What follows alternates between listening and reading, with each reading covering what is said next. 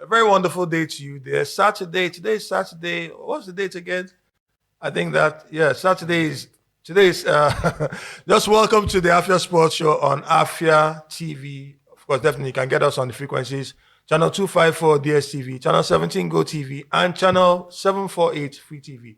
Welcome to the show. It is a pleasure to get into your homes one more time and then bring you all that you need to discuss about sports in the metro and then beyond. Welcome to the show. I remain CC Emechebe, popularly known as CC the Rabbi. And for this first half of the show, I'm doing this with a special guest, an in-house guest, but somebody that usually functions behind the scenes. But trust me, he's an aficionado, an expert when it comes to sports. I'm referring to none other than Wisdom. Wisdom, good to see you. Good to see you too, sir. Thank you so much. Yeah, it's great. I mean, how does it feel being on this side of the show? It feels good, whenever you're always behind the scene, but I sometimes feel like I'm also here doing the thing, but I can't be double at the same time. I can't do two things at the same time. So it feels good. Thank you. Yeah, it's great. I mean, I hope we'll have more of this one from time to Definitely, time. sir. It is a great thing. But first of all, we're going to go to the headlines, and we have headlines to give you from the world of sports. A lot of things that happened over the past week, and we're going to go into them in just rush through and give you a little bit of the details concerning them. First of all, we have Rangers International, that is the Enugu Rangers, the Flying Antelopes. They are set to use, most likely, the Awka Township Stadium, that's the Awka City Stadium, for the 2025-2026 season that's coming up for the home games. Remember, in 2023, Enugu Rangers used the same Awka City Stadium when the construction was still going on in the cathedral, that's now the Nnamdi Stadium. Now, this is very important because the National Sports Festival will be hosted by Enugu State. The Coal City Games will be next year. So a lot needs to be done. Some refurbishing has to be done, and then the stadium has to be in place for that and in good shape, tip-top shape for that to happen. So that's the first major headline.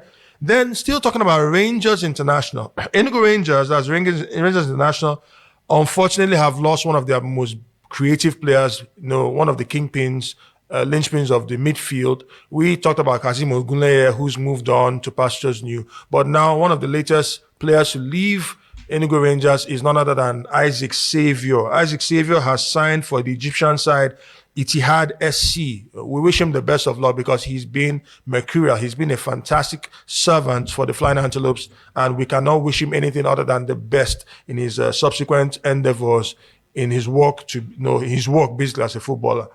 Then still on Rangers, Isaac Saviour has moved on, but somebody who has come in as not really a direct like-for-like replacement, but a very dynamic player indeed, is the former Abakaliki FC winger, Eni Egon Daniel. Eni Egon Daniel, well, he showcased his stuff when Abakaliki FC had a fairy tale run to the President's Federation Cup final, and then they lost, unfortunately, on penalties to Kwara United. But he's a very, very dynamic winger, fantastic on either flank, whether playing as a left wing forward or a right wing forward.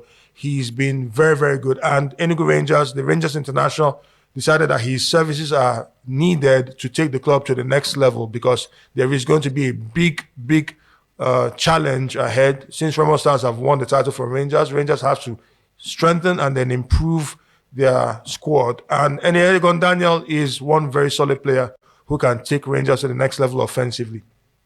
Then the WAFCON, that's Women's African Cup of Nations, the group stage. The group stage first 11 has come out, the best 11. And it is our pleasure to say that 2 Super Falcons players have been included in the group stage 11, referring to the captain, Rasheedat Ajibade. She is part of that first 11. And then, of course, the left back, Ashleigh Plumptre, our Oyubo. She's there also. She's had a very, very stellar performance for the Super Falcons. And the Falcons till now have not conceded one goal. And Ashleigh Plumptre, alongside her colleagues in the back, including Osinachi Ohale, Tosi Deme, and then Michel Alozie, have been very, very solid and astute at the back, not letting anything go through. So indeed, they deserve to be part of the first 11 of the group stages in the Women's African Cup of Nations. And then the newly promoted side in the NPFL, talking about Barau FC, have organized a bus parade to celebrate their promotion, their maiden promotion to the Nigerian Premier Football League. They came in there, and of course, this is their first ever spell in the NPFL.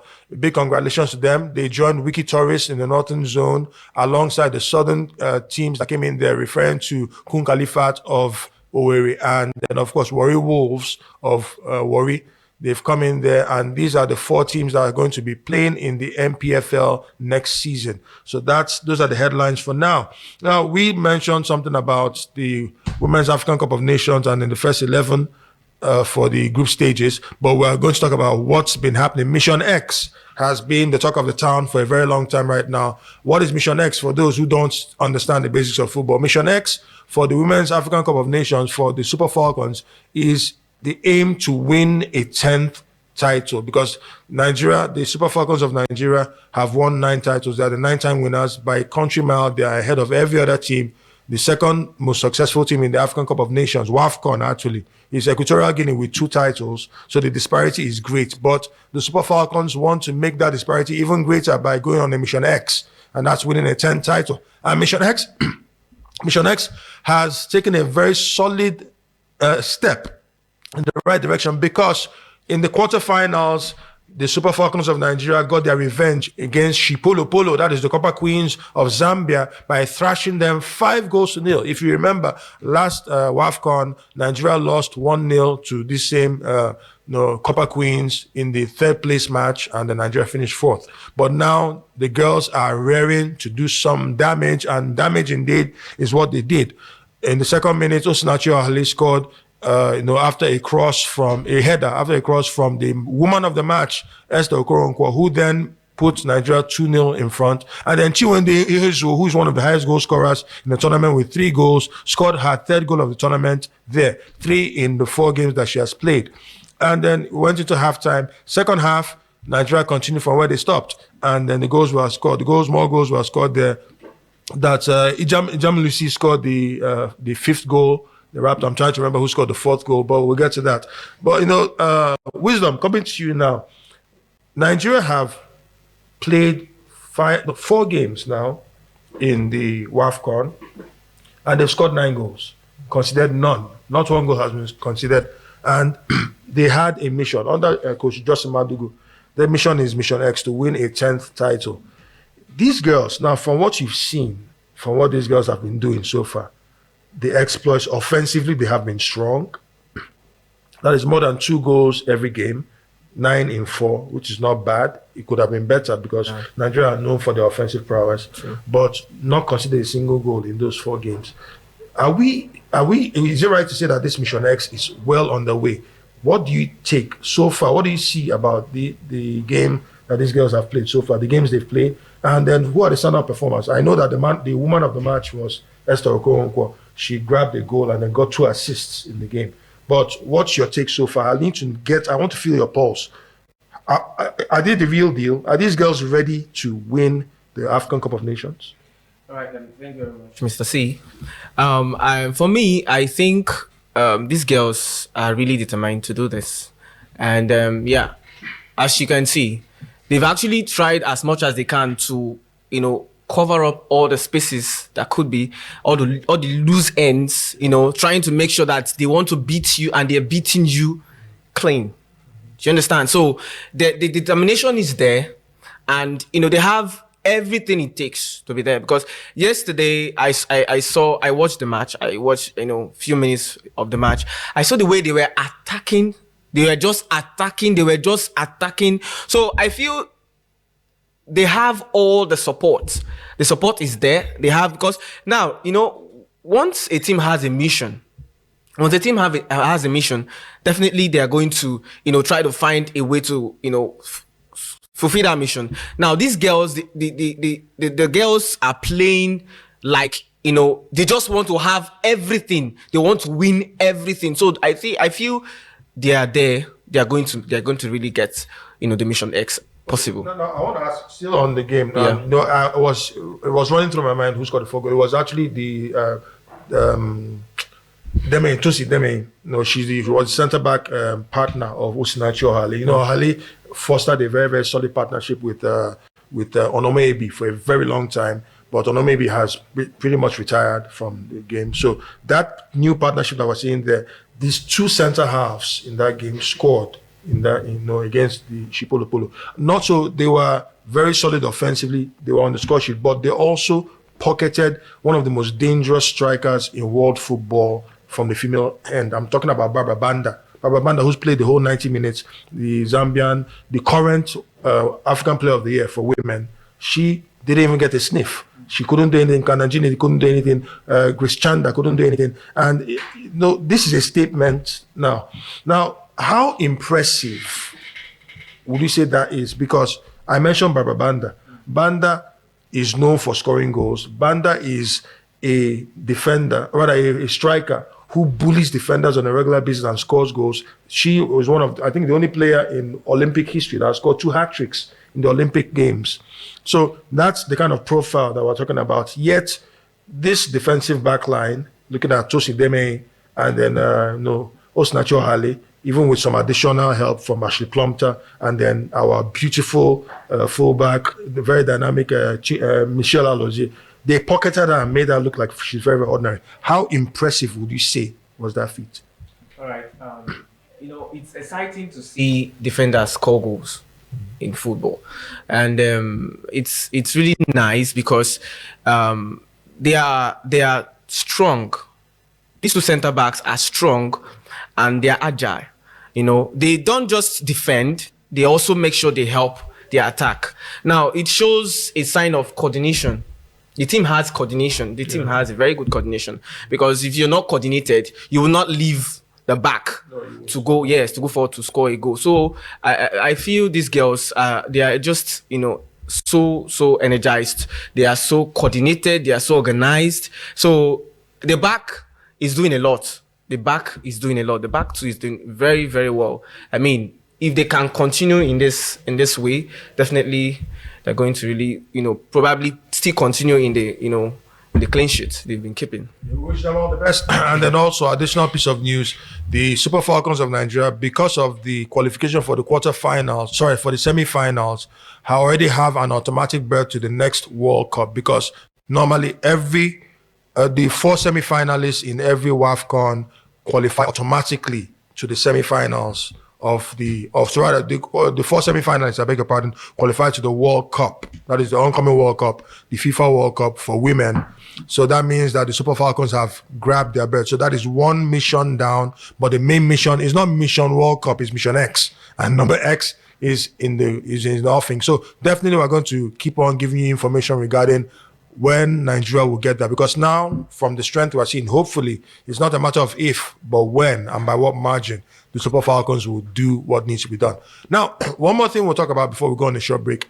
I know that our dear Chelsea fans will not forgive me if I don't mention this, but we'll just have to say that. A big congratulations to Chelsea Football Club for winning the FIFA Club World Cup, the inaugural, rebranded version of the FIFA Club World Cup. So every time you see a Chelsea fan moving around with his shoulders held high, it's for a reason. He gets why, like we say in this part of the world.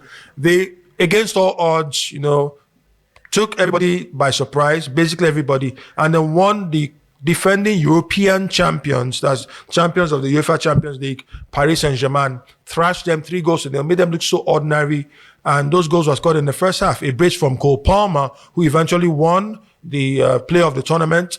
That was something that's arguable for many. But anyway, that's by the way. He won the player of the tournament. And then one other goal was scored by the new Chelsea centre forward, João Pedro, who came in from Brighton and Hove Albion. What a way to start your Chelsea life. And then Chelsea are now the champions. So they have bragging rights for the next 4 years. So if you see any form of noise pollution in the next 4 years, it's not going to stop. Don't worry, I'm just joking. Chelsea fans, much love from here.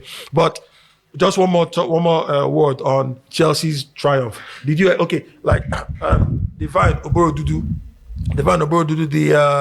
the athlete who was banned? There's something he said. He said, "I never expected it."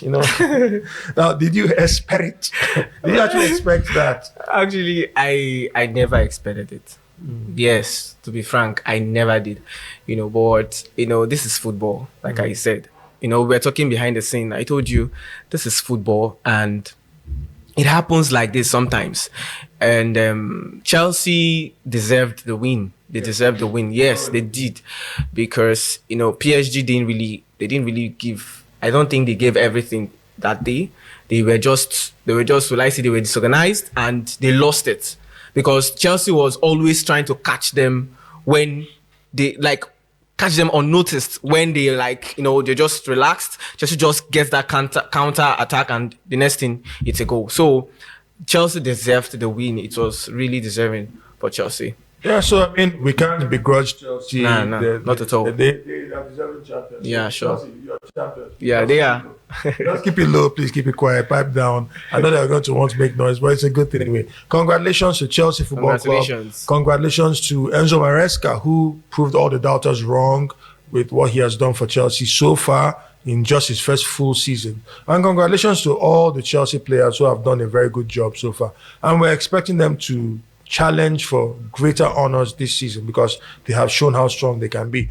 Well, we're going to talk about more strength coming from different angles, but you stick around, don't touch that dial. We'll be right back after these short messages on the AFIA Home of Sports, AFIA TV. Stick around, don't touch that dial. Welcome back to the AFIA Home of Sports on AFIA TV. Definitely, the frequencies still remain the same. Channel 234 DSTV, Channel 17 Go TV, and Channel 748 Free TV. Welcome back. I still remain CC the Rabbi.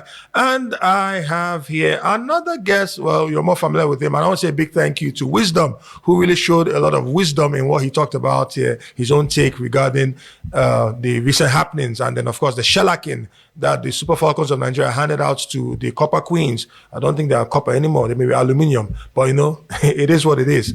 So we have back here the blessed Zikora Ngene. Zik. Good morning. Good morning. Good to have you right now. Yeah, pleasure. So what we want to talk about now is one of the latest bits of news. It's a land-breaking news, and that's the recent signing in the women's that's the Women's Premier League, that's Women's WSL, that's Women's Super League, and that's the signing of Olivia Smith, the Canadian forward, 21-year-old Canadian forward from Liverpool Football Club to Arsenal. And why this is very, very significant is that this is the first £1 million signing. Now, the records, for those who don't know about the record transfers in women's football, you have the top 5 transfers. You had Maria Ramirez, who joined Chelsea for £426,000. Then you had Barbara Banda, that we talked about just before the break, who joined Orlando Pride for £581,000. Then we had Rachel Kandananji, who went to Bay FC for £685,000. Then the most expensive player until recently was Naomi Girma, the American centre-back, who signed for Chelsea for £900,000. We all knew that the £1 million barrier would be broken. We all knew. It wasn't a matter of if but when, but now the when has been handled. And that's because last week, Arsenal Football Club, the defending champions of Europe, winners of the UEFA Champions League, have decided to strengthen even more, and they took a very big gamble by signing a young player from Liverpool who is a forward herself, referring to Olivia Smith, the Canadian forward, for a sum of £1.1 million, which makes her the most expensive player in women's football history. So this will basically set the pace for more £1 million signings, because there will be more players who are in the same bracket or even above that will be demanding heftier transfer fees. But this is where the discussion comes in now. This is something that needs to be talked about. There is a huge, usually there's this talk about gender equality in sports. It's been a raging debate for a long time, and women have been demanding equal pay or better pay, or at least let there be some parity when it comes to their remunerations for sports. And there are some justifications as to why that should be so, and some other justifications as to why that should be looked at carefully. One of the things will have to be made, for instance, the physiological differences of women. Like you look at let's go to athletics for a moment now. In athletics, the world record for the 100 meters dash is 9.58 seconds. That was Usain Bolt. He ran that. And he also holds the same record for 200 meters. That is 19.19 seconds. Now, you look at the disparity between that time and then the women's world record for both disciplines, 100 meters and 200 meters. The late Florence Griffith Joyner holds the record in 100 meters for women at 10.49 seconds. So look at much, but it is something. Yeah, then 100 meters, 21.34 seconds. So that means the women, for instance, now the men have broken regularly. I mean, for a very long time, have broken the 10-second barrier. Okay. Regularly. A woman is yet to do that.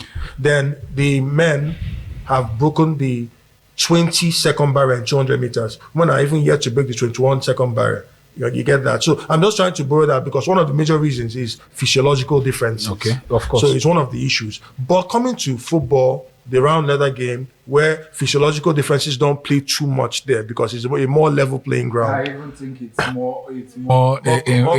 more complicated for footballers. For football. Now, looking at that, you look at the disparity between the record transfer fee for women now, £1.1 million, and then the record transfer fee for men. I think that should be £200 million. That's 222 million euros. Neymar from Barcelona to PSG. The disparity is massive. Massive. I mean, it has been decades. It's been for the past 2 decades or thereabouts. Mm-hmm. We've been having, I remember vividly when Zinedine Zidane was the most expensive player in the world for just over £50 million. Yeah, 60 or so. Yeah, from Juventus. From Juventus to Real Madrid in 2001. So you're looking at that. Those numbers have been regular, but it's just recently that we're looking at women breaking the £500,000 barrier and then just going past it a little bit more. I think now we just got to 1.1. Why is that the case? I think let me strike a little bit of light on that. Yes. On that topic. I think I've also mentioned about sports, male and female sports being. Yes. We might be doing football together, but like you said, physiological differences, physical capacity, even the mental capacity is not the same. No. It's not to put any demark or any detraction on whatever the females have to do. I think now we are seeing an increased level of sponsorship. I've spoken about it. There still need to be a lot more done, for the women's game to reach the standard of where the men's games is at the moment. It's almost 30 years since the first male player went for £1 million. That's Trevor Francis. Yes, for Nottingham Forest. And now we are just getting there with Olivia Smith. I don't want to look at it as a negative for the female. I want to see it as a positive. I want to, put it, 50-50. Yes. In every story, there's a two side to it. I think there needs to be more funding for the females, despite the fact that more investors are coming in right now. More investors are entertaining the idea of sponsoring female teams, sponsoring female athletes, creating sophisticated facilities for the teams, getting sports scientists, both data management and and whatnot to improve the effectiveness of their different athletes. For me, I wanted to talk about Olivia Smith because I've watched a little bit of her clip with Liverpool. Yeah. She's a very good player. Mm-hmm. I don't think we'll be in the 1 million mark anymore longer, even 2 million, because from now onwards, a barrier has been broken. Yes, yeah. That's what it means. Mm-hmm. And kudos to the female game. You can see even from the way their World Cup is being organized, yes, and with our current WAFCON, there are gradual improvement. Long gone are those cricket scores of 10-9, 10-9-8-0 score lines.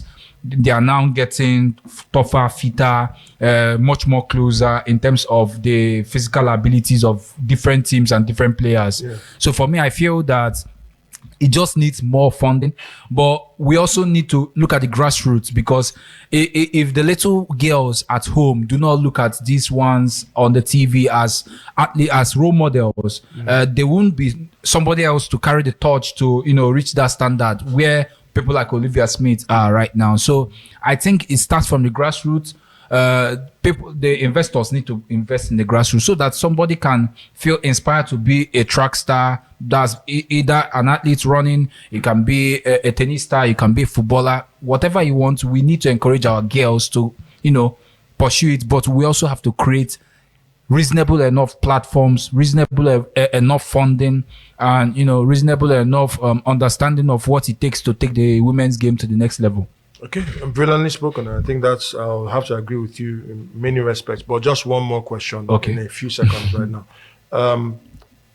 Assuming all these bits of advice that you've given, your analysis of the whole thing, and then the fact that there should be, the summary of everything is that there should be a great level of compliance on the parts of all the stakeholders to make sure that the women's game gets as much, traction as it should get, at least bridging the gap between the women's game and the men. I don't think we will ever bridge the gap. No, bridge, at least you bridge the gap. You will not, they will not, let's tell ourselves the truth. Yeah. They will not get to the same level. Of course. At least the gap can be bridged. Yes. That's the point I'm trying to make. So in a bid to bridge this gap, and everybody has the willpower, the stakeholders to do what needs to be done. How soon do you think we're going to see this gap being bridged reasonably? Okay. Are we talking about a matter of months? Are we talking about years? Are we talking about it's years? You see, it's years. We're talking about 20, 30 years since the first £1 million player for the males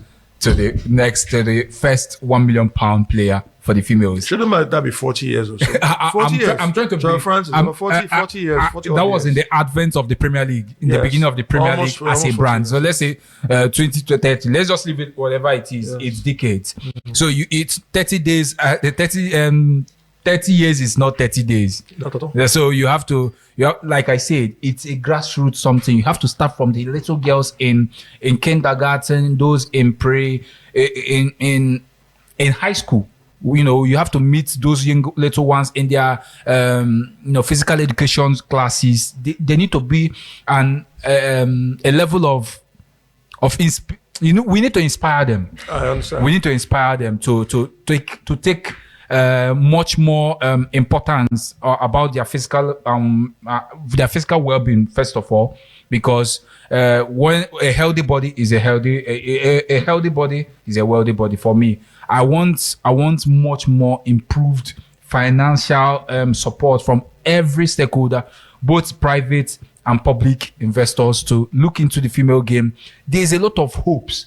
When I look at the game against against Zambia, you might say the Nigerian team destroyed the Zambian team, but I see the Zambian team as a bunch of girls that give everything for their nation. They might not have the facilities like the Nigerian girls, and some of them might not be playing abroad. Don't use Banda and Kindenaji and those ones. Those ones are exceptional talent.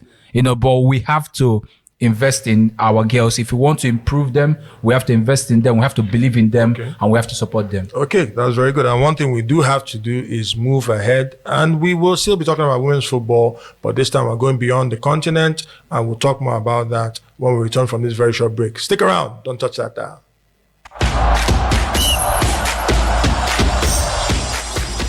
Welcome back to the final lap in the AFIA Sports Show. That's the AFIA Home of Sports on AFIA TV. Frequencies still remain the same. They have not changed.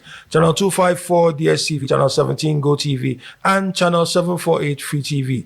It's CC the Rabbi still here with Blessed Zik doing this as we enter the final round. And we're still on women's football, women's sports generally, but football in particular, as we talk about the Euro results, the UEFA Women's Euros.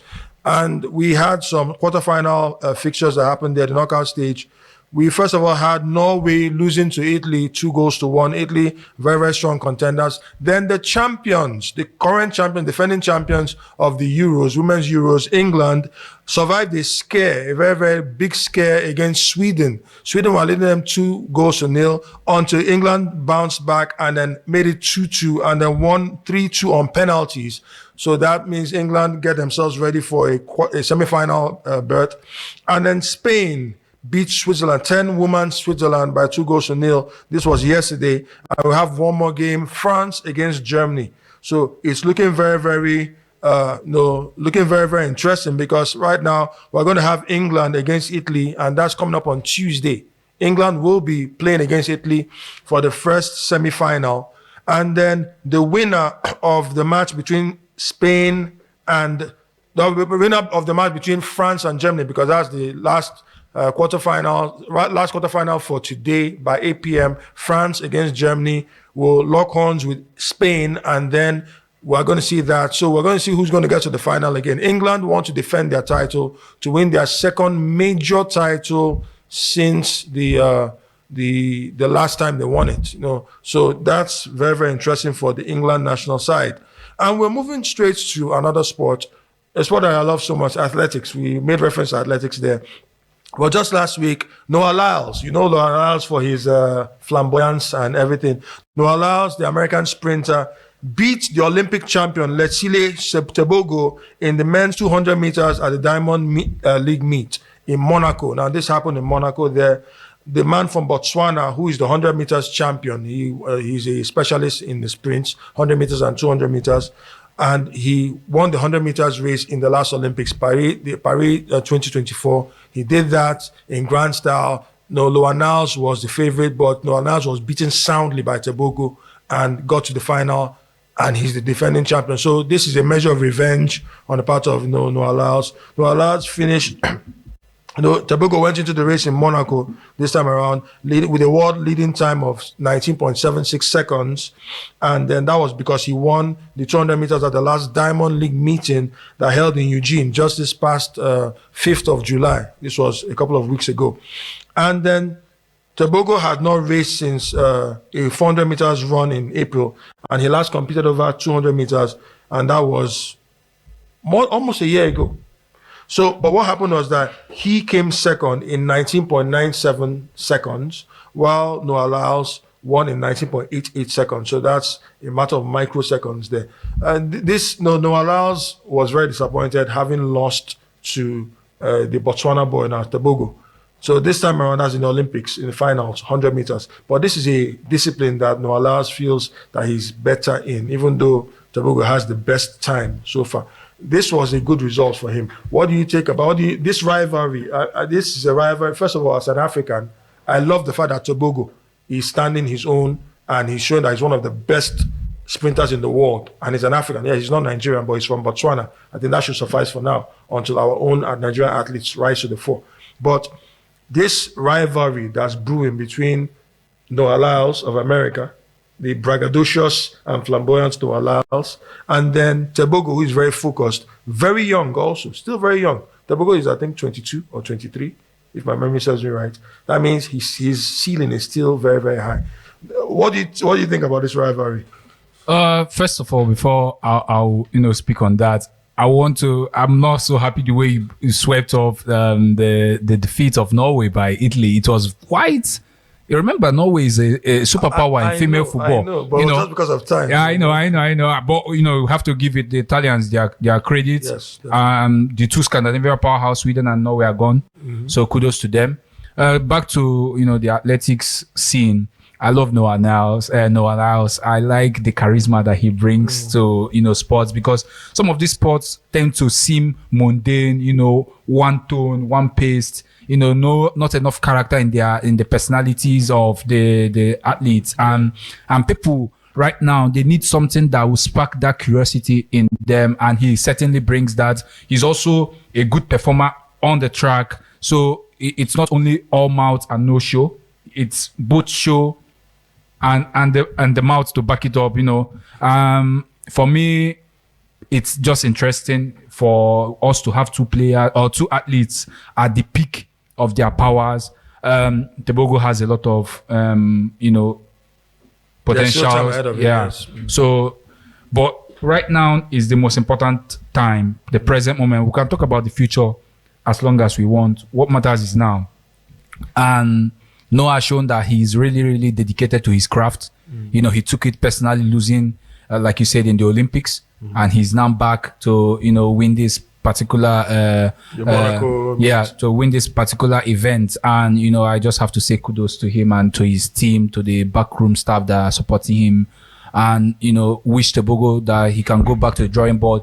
It also still comes back to the facilities that we have here also in Africa, so that we can help our athletes to achieve the best that they can be.